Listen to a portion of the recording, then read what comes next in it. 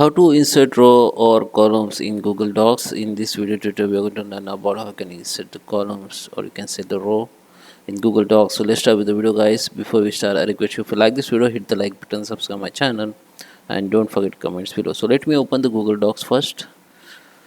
Okay, guys, so here we are. This is my Google Docs. I got a blank page here. Okay, so if you want to add the column, we need to just select that page where you want to insert the column or row. Okay, just select that page like this, and now we need to go in format option, and here you can see the option called columns. Okay, so here you can see the three options. You can select one column, two column, three column. So I just hit the three column here. Okay, so now if I write something here, okay,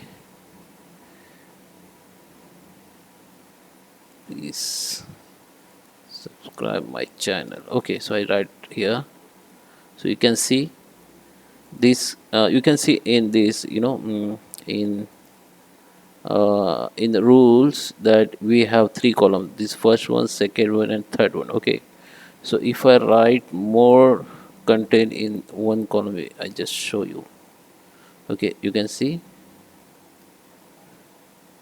this is first column and this is the second, third column. Okay, and if you want lines between the column, we need to go against the format, go to the columns, go to the more option, and you have to just click tick mark on this option which is line between the column. And from here you can also choose the change the column number, like from 1 to 3, and here you can see you can also change the spacing if you want. Okay, you can see I have increased the spacing, and also I insert the line between the column. Okay, so this line visible once you complete first column. Okay, if we have only one column, then it will be not visible to you. You can see if I complete my, okay, so okay,